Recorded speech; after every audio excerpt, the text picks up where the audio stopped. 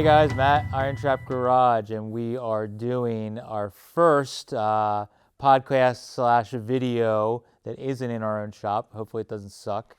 For anybody that doesn't know, or that we just started this, we decided to do a little podcast / video feature where we're going to go to some different people's shops, different people that are as crazy about things collecting. Right now we're doing specifically automotive-based stuff, but we were going to branch out and kind of revolves around the whole iron trap idea. What is the iron trap? And it's kind of like a trap you cannot get out of. So we are in, I guess, is it upstate Washington or just central Washington? Northern Washington. Northwestern Washington. Yeah, there we go. So we're with Matt Field of Wallingford Hot Rods, Seattle Speed Shop, AKA. Yeah. So Matt's kind of like, we've been doing the same thing on a parallel, on each coast. And I thought we came out for doing a road trip and the Monroe swap meet, and we thought it was a good fit to do one of these. So you don't even know how we're doing this. So. No, I don't. So basically the way we do it, we have like 5 or 6 questions, but we let everybody just kind of like, you just talk as much as you want or whatever's, interesting. So we're going to start with basically your name and basically your name, the business, whatever, and what we're calling your iron trap, or what is your thing that you like to collect, and how long have you been into said thing? So I already know some of the answers, but for anybody that's not familiar. All right, I'm Matt Field. I own Seattle Speed Shop, and Wallingford Hot Rods is not really a business, but more just kind of my personal postings of stuff. Long story on that we don't need to get into, but this is my shop, and I am obsessed with early Fords, and gosh, I've been playing with early Fords since my early 20s. Been daily driving a 1931 Ford pickup for 10 years, and just having fun with a bunch of old junk.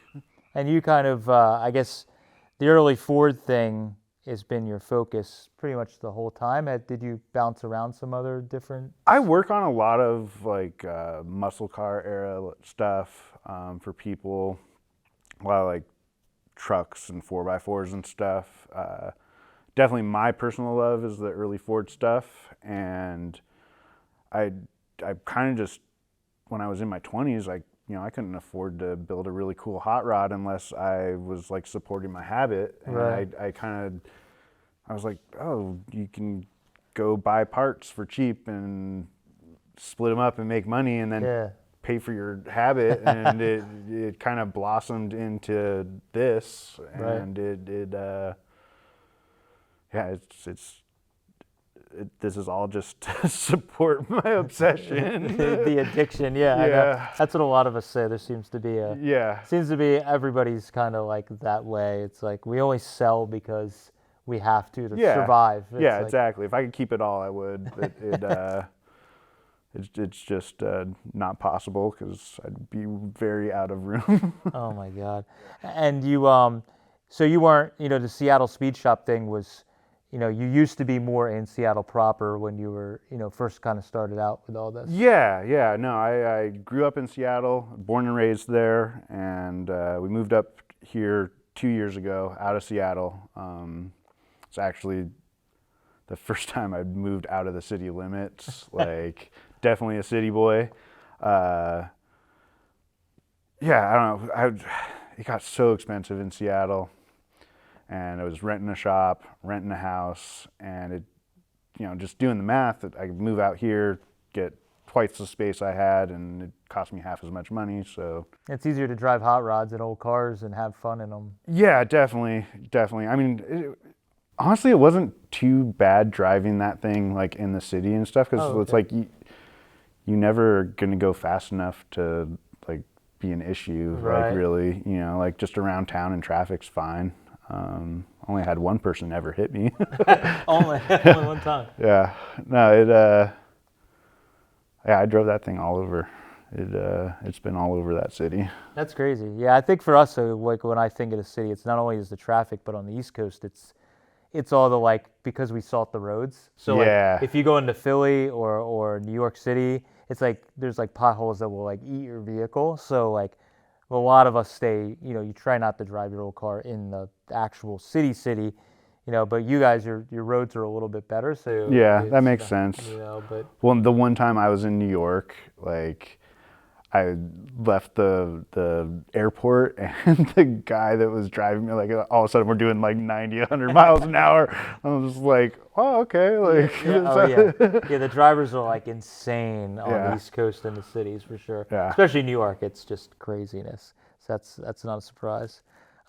So that kind of leads into the next question. So for us, what was what I call the switch that made you go all in? So like for me, there was a point where I saw something that made you A, get really into this stuff, but B, what was the switch that made you go all in as far as like collecting or buying and selling and all that? Like you didn't, what made you get this far into it? Because there's driving a Model A around the city and just having fun as a Yeah, younger guy, but then there's like, yeah. yeah, Man, well, first, like I've always just like I don't know where I got the car bug from. Like always just been obsessed with old cars and old machinery, trains, old ships, stuff like that. And so I always kind of liked just old stuff. So I started out. My first car was a '67 Pontiac Tempest convertible. I cool. swapped a 400 in it, and then my second car was that Blazer. So like I've always just loved the old stuff, and I knew, like, I was probably 12 years old. I was like, I want to build hot rods. That's like what I wanted to do, and I kind of just I knew that I had to kind of do it myself if I was going to do it, and so I started working on cars over at my uncle's place. Like I was probably like 12 years old. Just started doing like lube jobs, oil changes, Right. stuff like that, and kind of picking up the mechanic thing. And after high school, I went to work for Ford and got a bunch of training from them. And just the dealership life sucks. Right. So I Yeah. knew I didn't want to do that for very long at all. And so I quit working. It was like a real mess. I was at one dealership and then it closed down. Then I went to another one and it got bought, and I Oh, wow. didn't stay there. And so I went to another one and it sucked, and the commute was crap. It just was like, this is not fun. I don't want to Right. do this. And so I got a job at a Land Rover restoration shop, Oh, and okay. that was awesome. Great change of pace, and just like going through the process of restoring them. I was like, yeah, for sure, this is what I That want was to do. like your, Yep. yeah. So I did that for a while, and like unfortunately, not very well paying job. He was still growing the company and stuff. It wasn't anything his fault. It was just time for me to move on. So I moved on, and I got a really good job managing a brake shop at Les Schwab, and made some good money for my age, and kind of did that for a while. And again, it sucks. Yeah. But I started just kind of taking on work when I could, because we'd have cars come in and they'd ask us, old cars and stuff, and they'd ask us to do this and that, and it's like, we don't do that. Right. But I'd be like, hey, I could do that at home and Inside, stuff like yeah. that. And I'd, being young, going out to the bars and everything, you meet people and like, oh yeah, I can work on your car. So I started working on people's cars just on the side, and eventually it was just like all my free time is working on people's cars. And like because I drove old cars, I kind of got known as, hey, this guy can fix your old car. And so Right. just like the pink T-Bird, for instance, I've been working on that thing for like 20 years. So it's Crazy. just whenever it needs something, it comes back, I work on it. Right. But was there like when I say the switch, was there something that made you, even like when you were a kid, that you were like, I want to build hot rods? Or was there like a car or a guy that had a car? Is there something that gave you that bug initially, the kick in the ass to get you I think about that a lot actually, because it's kind of like my dad always said, like he was like, I don't know where you got this, like because not that he wasn't like he was of the generation like he knows the difference between a 55, 56, 57 Chevy. Right. Like he knows he knows what a 32 Ford is, but he wasn't a car guy. Like he had motorcycles when he was younger, but I wouldn't say he was a car guy. But my sister and her boyfriend, she's 16 years older than me, so like. When I was a kid, like he was into cars and she was into cars because of that, and so I had a lot of exposure there. But I've never really been able to pinpoint a moment where I was like, that is super cool. That's what I want to do. Like my dad said, I just always liked cars. You just kind of slowly found what specifically you liked. Oh, okay, that's interesting. Yeah, it slower evolution, if you will, into what you wanted to. Yeah, it's like I mean, he said, like 2 years old, all I want to do is play with cars. Like that's what I did, and so for me, I just think like I was kind of hardwired for it. Like I had to do this. Was there like, I mean, specifically early Fords? Was there like you saw a guy driving one around, or did you go to car shows? At what like was there something that made you gravitate to 30s and 40s Fords, 20s? It was Rat Rod magazines. I mean, that's a lot of people are exposed to that. Yeah, like I've been reading CarCraft and Hot Rods since like the early 90s. I was like 10 years old. My mom got me a subscription. Right. And I've always liked muscle cars. Like they're cool. Like but there's something different about an early Ford you just bolt a muscle car together. Yep. Like with an old Ford or whatever it is, like you're building that thing really, like, and as a kid, like I had this idea that like these hot rods, like they were just built from 20 different cars, and that's not necessarily the case. A lot of guys just take complete cars and build stuff, but like the idea of just taking what is cast off junk and building a car with it as a kid was just like, it was fascinating to me, so that's not that far off from a lot. 90% of them, the old school style hot rods. I would say you weren't.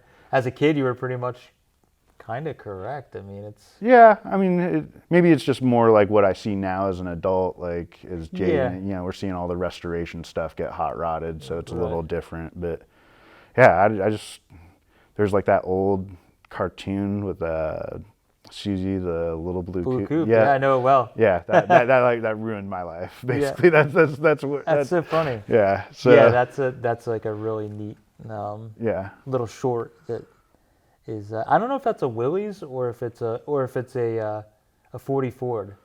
I've had it's kind of stylized. Like both of them. It's not. I wouldn't even say it's really anything, but it's just Kate loves that because she's a Disney nerd. And she's like set on me building her a Susie replica, and I'm like, it looks like it's a 4041 Willys. Like that's not a cheap car. We're gonna like just build a replica. She's like, no, we need one. I'm like, I don't know if that's what I want to do with a 40 Willys. That's so funny. So what? Obviously, you have not only do you buy and sell and you work on cars for customers, you have a collection yourself. What are some key items, and they don't not even valuable necessarily, but like what are some key items in your collection that are either meaningful or special or one-off that you have that like it is in the do not sell pile? Probably the two things or the two brands or speed parts that I like really love are Ed Winfield stuff for early bangers, the yellow heads and the red heads, Winfield carbs. I just love that. I don't know what it is about them, but I just love that stuff. Yep. And then the other thing that's probably the specialist thing in here would be that overhead valve conversion there. Okay. And that is a improved Krager overhead valve, which was produced by Bell Auto Parts in 1935. I could go into a long history of Bell Auto Parts and the Krager head. Basically, they passed through a few different hands, Miller Schofield, and then it became Krager, and then it became the Bell Auto Parts Krager. So this one is a cross-flow head, So the normal Kragers have the intake and exhaust on the same side. This one's intake on the driver's side, exhaust on the passenger. Oh, cool. Yeah. They made 100 of them, from what I know. Wow. Yeah. So I mean, I wouldn't say it's quite as rare as an Arden, but it's up there. I would say it's more rare. They made like 300 or 400 of Arden. Originally? Yeah. Oh wow, I thought it was like 50. No, there was like, I think there was like 300 supposedly made Okay, or something that's like way that. more than I thought. Yeah, yeah. So you're all right. in fact, you're more rare. So you got the Krager set up. Is there anything else that that's kind of special to you, or is unusual that you have? That's I have a 1 of 3 radiator that it's for a 1911 Breeze. There's only 3 of them ever built. I saw last time I was here. It's like integrated into the grill. Yeah. Yeah, that thing's wild. Yeah. That's crazy. Yeah. That thing's pretty cool. I've got a 28 Chevy engine with a Olds 2-port head, which is neat. Yeah, those are kind of cool. I don't know a ton about them. It just came in a bunch of Ford stuff. That's like rare early speed tricks, right? Yep. Yeah. I've never driven it, but from what I have researched, they say that the Chevys will run circles around the Fords. Oh, wow. Yeah, we'll find out. That's cool. Yeah. So, do you have anything that is meaningful as far as like something you found from, like passed down from a friend, or like any of that kind of stuff, or like, that you found, I don't know, like I have some stuff that I would say is like not even valuable, but because like this friend gave it to me, or has local history, like. Yeah, I've got this old channeled Roadster, and it's a complete pile of crap. And the story on that is I was selling at the Puyallup swap meet, and this old guy walked into my booth. I had a bunch of Model A stuff around. He asked if I had a 3031 Roadster door, and I jokingly said if I had a 3031 Roadster door, I would probably build a car around it. And we chatted for a bit, and he took off, and he came back later that day, and he was like, hey, would you be interested in buying this old Roadster body that I had? And I mean, I've had that car like maybe longer than that thing. I'd have to double check dates, wow. but like I've had it a long time. But so I was like, at the time I was really excited to get, a Roadster. And so we go and we look at this thing, and I mean, it'd been sitting on its side in a shed for 40 years, and rats had built a nest on the driver's side, and the entire driver's side just completely wasted. But here's this channeled, cycle fendered Roadster, kind of bright blue, like it even had the original plate that was with it. It was last licensed in '64. Oh, that's cool. And the guy's dad had bought the entire thing for the 32 shell that was on it to use on his restored Tudor, and it's still on that car today. Oh my God, that's so funny. And so he basically took the rest of the car apart and thought he might do something with the body at one point, and never did. Oh, okay. And so I was just, I guess, at the right place at the right time. That's cool. So you tracked a little bit of history on it at all? I haven't been able to find any history besides what I got from him. Okay. And I've tried. I've posted numerous times on the internet about, hey, does anyone recognize this? Or I've even tried the licensing office with the plate, trying to track down who had it, and I just haven't had any luck. But obviously it's something that's from probably the Pacific Northwest. Oh, it is, yeah. It was in Pierce County, which is Tacoma area. Oh, okay. So, yeah, it's a local car. That's cool. Yeah. I'd say that's something that's kind of like special because of, it's a real old hot rod. Exactly. It's not like it was a nice hot rod, but it was a hot rod back in the day, which, regardless of whether it's famous or not, I still think is cool and is worth saving. I agree. So you've been working on that. You kind of just started getting on that thing. Yeah, actually, I found it was really important to me to use original Ford sheet metal in it, which I don't know why, but I get it. It just was what I wanted to do. And it took me forever to find a cowl panel for it that wasn't ridiculously expensive. And so I just got that maybe like 6 months ago. And so I started cutting on it and working on the body. But nice. I there's a frame, you know, it's got a frame. I'm running a 37 LaSalle trans in it, 59 AB. I'd really like to put a 371 blower on it. And Nice. yeah, I've got Columbia 2-speed I might put in it. It's, I don't know, I'm trying, like, I don't know exactly what the car was, but I'm just trying to kind of put it back Yeah. as something. It's another chapter in its history. Yeah, exactly. I'm trying to respect what it was, but kind of make it my own and you know, just bring it back. Right. So, That's cool. So do you have something that, my next question is about the things that got away. So for me, I definitely have some stuff that, like, either I was too young and couldn't afford it, or stuff that you were just like not thinking straight. Is there like one or two things that you could think of, or times that like you had a chance to buy something or you just missed it, like the one that got away, so to speak, with whether it's a car or parts? It doesn't have to be. well, I mean, is it something like I owned and had to sell, or? It could like, be, yeah, it could okay. be. I mean, so I had a 67 GTO hardtop, which Ooh. I'm a huge Pontiac guy as far as muscle cars go. Oh, okay. And I've had a fair number of 67 Pontiacs over the years, but only one GTO.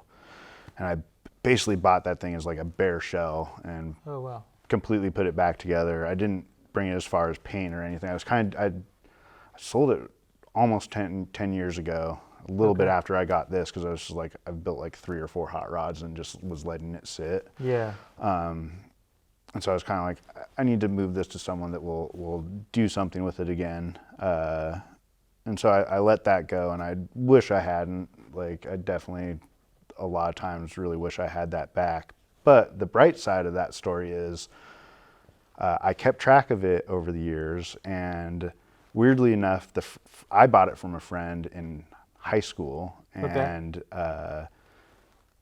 his wife bought it back for him for a present. Like, she called me up, she's like, do you know where the GTO is? And I was like, yeah, I know exactly where it is. Go. Still got it, yeah. Well, yeah, and so yeah, she got it for him, and it's back with them. So that's like, cool. Yeah, it's still in the family. Yeah. So like, but I definitely like want another one. You miss it, yeah. Yeah, I mean, it's the fastest car I've ever driven. Right. It was fun as hell. And how old were you when you had that car on the road? I was like 21 to like 25 or something. It's pretty kick-ass car to have yeah. when you were that age. I'm lucky And I fast. didn't kill myself. That's what I was getting at. Yeah. That's to have that kind of power in that car in that age. Yeah, no, it was I had a 455 in it and a 4-speed 410 posi. I mean, the thing hauled ass. Driving it around the city, right? Yeah. Oh my God, Yeah. that's awesome. The first clutch I had in it, I wasted it in like 300 miles. It was just like done for. On the top end, it would start walking away from the clutch and start slipping at like 4,000 or 5,000 RPM. Oh my It was God. like, all right, oh, we're gonna have to work on that. That's funny. Yeah. Now, is there something that, like, as far as got away, is there something you missed, or like you could have bought it at a swap meet, or you know, or you just missed out on that was cool? Oh yeah, there's been tons of stuff. Like for me, I have a couple of things where I like, you know, I can specifically remember. Like I told a story in my thing. Like I went to an auction when I didn't have a lot of money to play with, and there was a 32 Packard coupe, and it went for like $2,500 or a little over $2,000. I bid it to $2,000, and then like the next week I saw the dude had it on eBay for like 18,000. Yeah. And it sold. And I'm like, you know, like that. Yeah. Like, is there any of those that you could think of? Oh, I know I'm putting you on the spot. That's I've owned a lot of cars, so it's like going back through time thinking about them yeah. takes a little bit. What did I have that was really cool? Well, like something you missed it, like maybe you didn't even get to buy it. You know, that's what I'm getting at. Like, Okay. you know, like maybe Yeah. somebody got it before you. Dude, I was at the swap meet one year, and I see a Model A. This is before the truck. I see his Model A coupe body, and so I'm like, "Ooh, let's go check that out." And I get over to it, and the guy's handing the dude the money, and I was like, "Oh, how much did you get that for?" $1,000. Oh.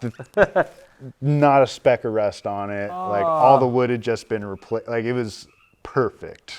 And just yeah. And you were like kind of looking for something too. Yeah. Yeah. That's So, a pretty hurtful one. yeah, that one sucked. Let's see what else. I don't know, there's been like I've chased a couple like 32s and stuff that like never really worked Didn't out. pan Or, out, yeah.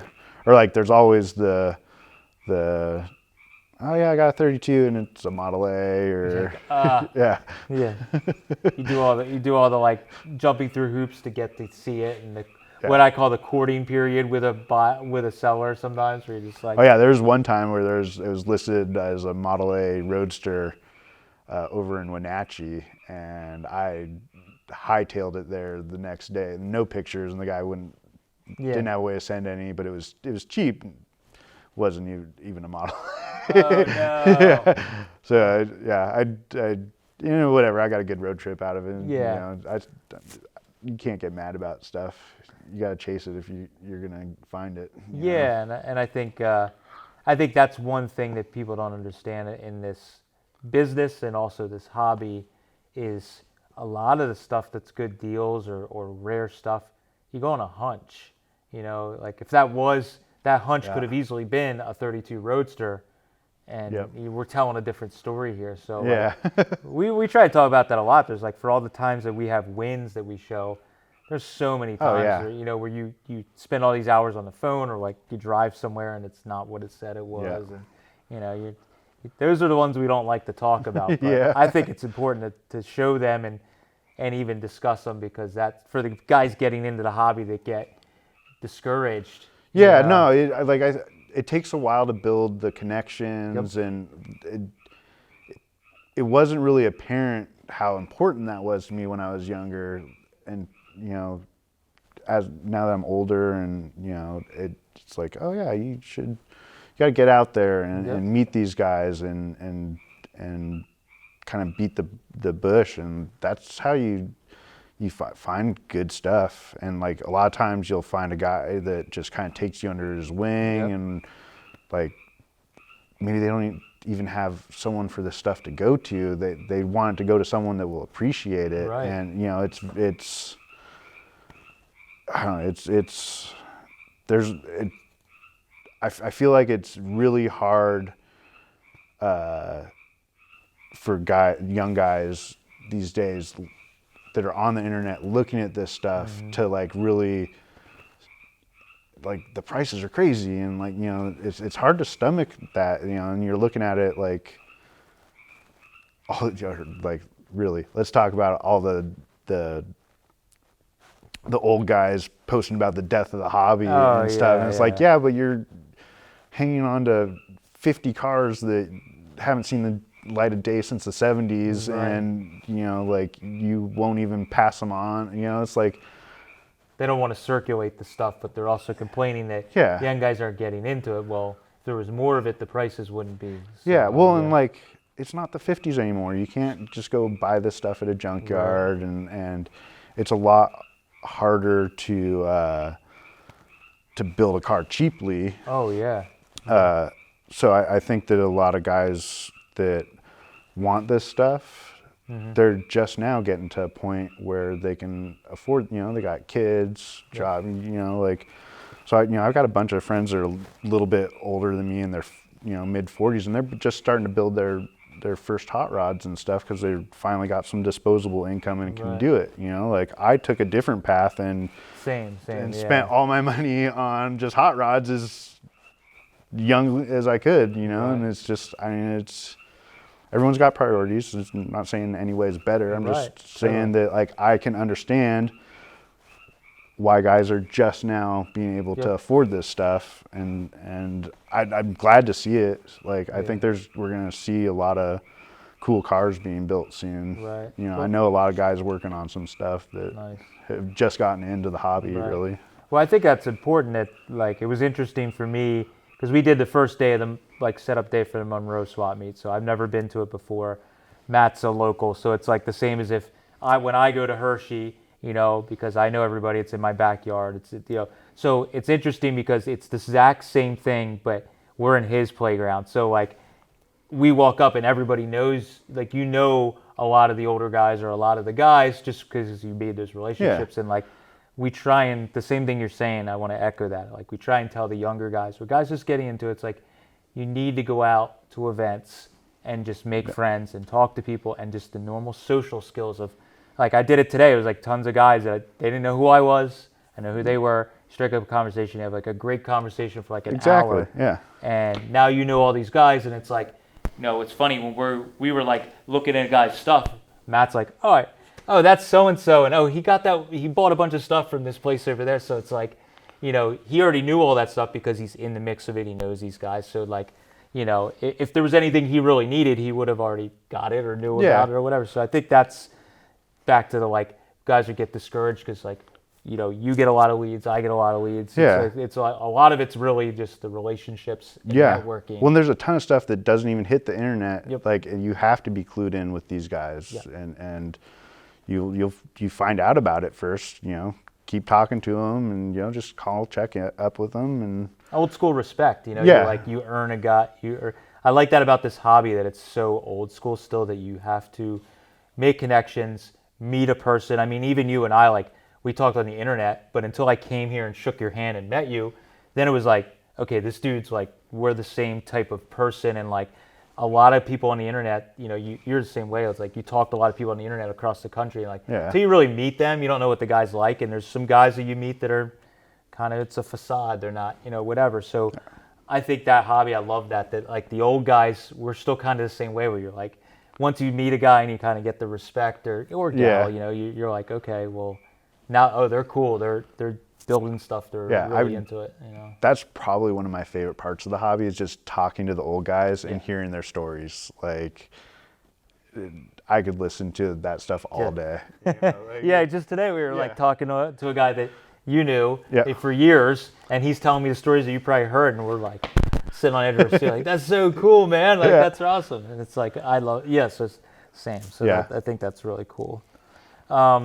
So again, we revolve this conversation around collecting and the hobby and different things like that. So do you have a North Star, what I would call a North Star item? So like, is there something that you would love to find, whether it's an item, a car, or whatever, that, you know, again, if you walked into a garage next week or responded to an ad, you know? I'd really like to just get and it doesn't have to be like a big name, but I just want a survivor hot rod. Like, I don't want to have to, like, I'm bringing this one back. It would be great, but like, I don't want something that I'm going to have to like completely redo. Like, I want something that is still the same. A real survivor. Yeah, exactly. Yeah. So that would be cool. You know, V8 car would be really cool. I mean, I love the banger stuff. But I've always like kind of considered the way I'm building cars as like a progression, like as if this stuff was new. Like, that's how I like think about them. And like, when I build them, is like, what if it was 1938 and I was building this car? This is how I would do it. So like, for me, like, I don't know, I just like. But you're not specific about the model of car or the year. It's just that you want something that has some new history or survivor hot rod. Yeah, and it doesn't even have, you know, it doesn't have to be a big name or even have a ton of history. Like, but I just want something that hasn't been messed with a ton. Yeah, like, that's you know, cool. And it could be a 32 or 34. I'm actually chasing a 34 right now that may or may not pan out. Old hot rod. Nice. Yeah. So, you know, I mean, it's part of the fun is chasing them. Like, you know, like, it's totally, even if you don't win, it's still daydreaming and having fun tracking them down. So would you, again, back to the North Star thing, would it be ideal if it was something that was a Seattle area type hot rod? I would love that. I'm not like set on that. I mean, it could be even anywhere around Washington would be really cool. Oh, nice.